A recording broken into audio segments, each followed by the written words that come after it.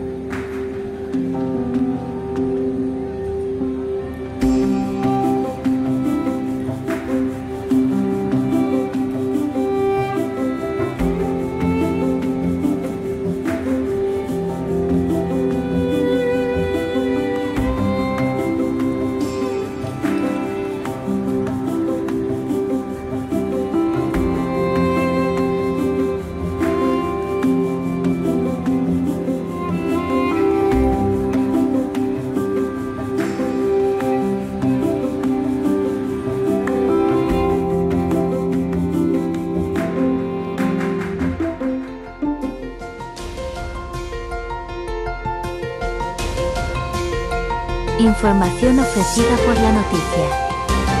Visítanos en lanoticia.es.